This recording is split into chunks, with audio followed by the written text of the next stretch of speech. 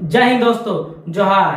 आज हम बात करने जा रहे हैं राज्य में होने वाले पंचायती चुनाव की। जब से राज्य के निर्वाचन आयोग ने पंचायती चुनाव की घोषणा की है, तब से लेकर जितने भी कैंडिडेट हैं, यानी जितने भी मुखिया कैंडिडेट हैं, वार्ड कैंडिडेट हैं, सरपंच कैंडिडेट हैं, सब एक से एक प्रलोभनीय वादे कर रहे हैं कि यदि इस बार के मुखिया के चुनाव में हम जीतते हैं तो हम आपको इंदिरा आवास फ्री कर देंगे, आपको पेंशन लागू कर देंगे, आपको हर चीज फ्री कर देंगे।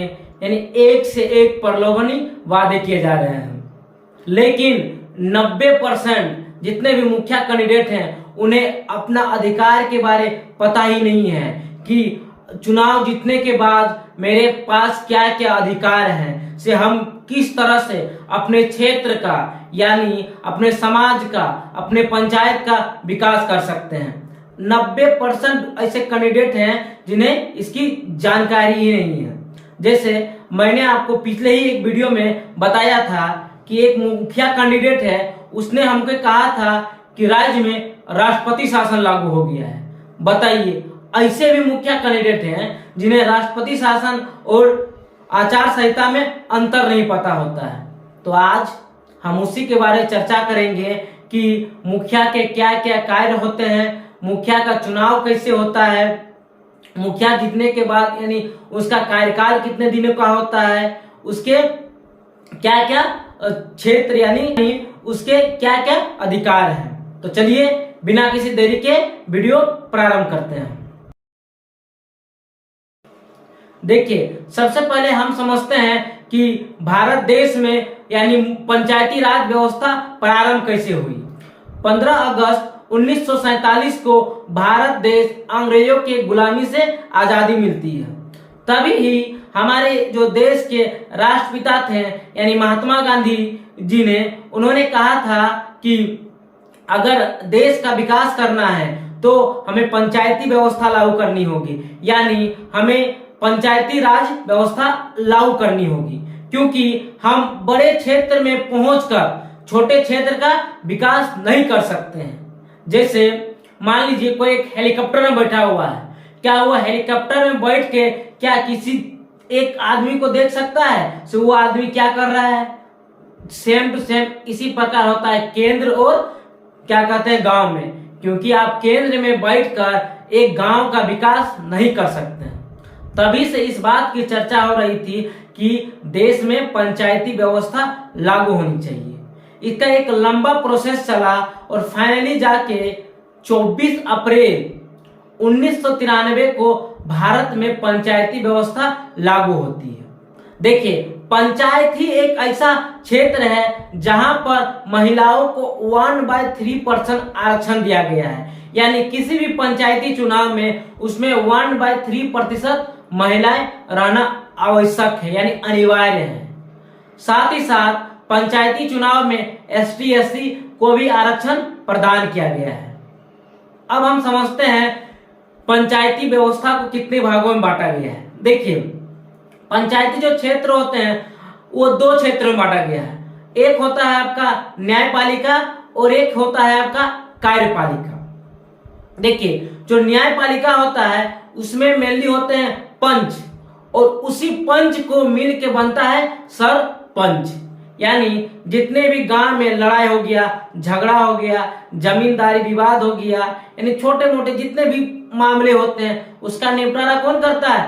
पंच, यानी सरपंच। जितने भी पंचायत में न्याय के काम होते हैं, जितने भी व्यवस्था होती है, देखभाल करने का काम किसे होता है? सरपंच को। अब हम समझते हैं कार्यपालिका के बारे में।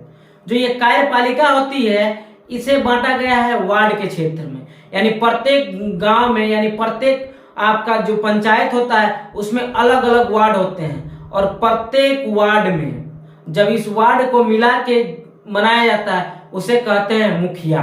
यानी वार्डों का जो मालिक होता है उसे हम कहते हैं मुखिया।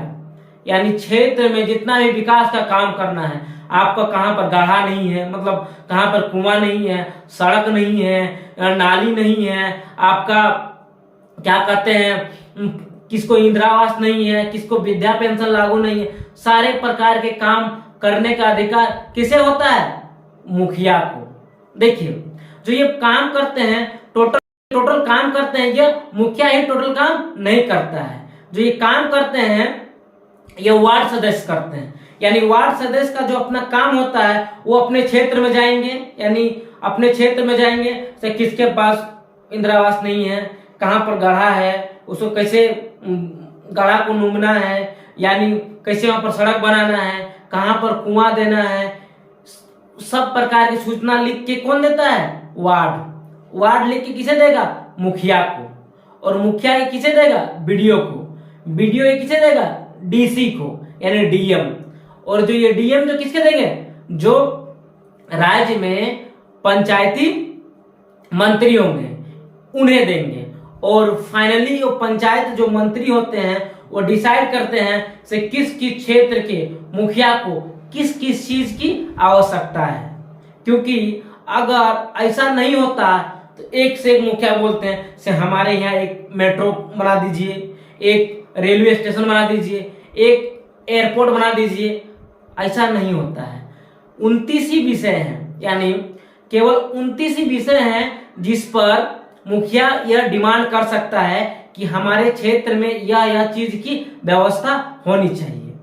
यानी 29 सब्जेक्ट के ही विषय पर मुखिया जो है ये मांग कर सकता है से हमारे क्षेत्र में इसी चीज की कमी है।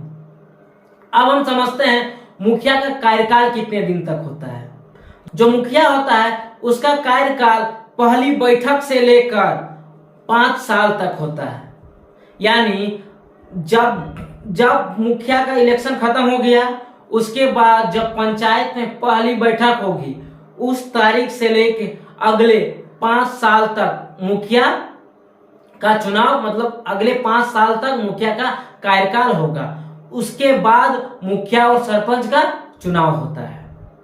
देखिए, और जो ये बैठक होती है प्रत्येक साल में 3 महीना से ज्यादा गैप नहीं होना चाहिए।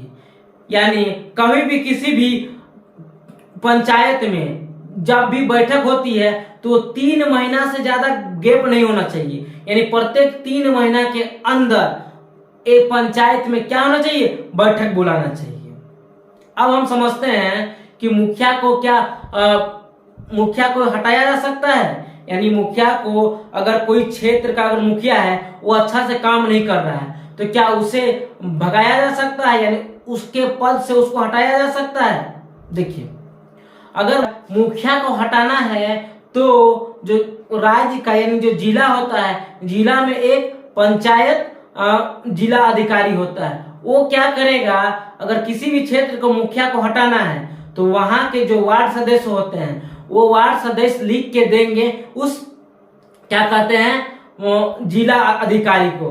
और वो जिला अधिकारी आएगा और यदि 2/3 बहुमत, यानी जितने भी वार्ड सदस्य हैं उसमें से यदि 2/3 वार्ड सदस्य यह मतलब एक्सेप्ट करते हैं कि जो मुखिया है वो मनमानी करता है, काम नहीं करता है, तो मुखिया को भी हटाया जा सकता है। यानी आपको देखा जाए तो एक महाभियोग जैसी प्रक्रिया से ही मुखिया को हटाया जा सकता है। लेकिन इसे हटाने से पहले मुखिया को 15 दिन पहले नोटिस देना होगा से आपके ऊपर इस प्रकार की प्रक्रिया लागू होने जा रही है।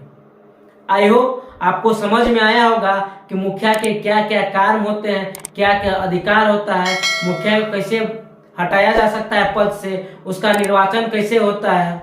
मिलते हैं नेक्स्ट वीडियो में। जय हिंद, जय झारखंड।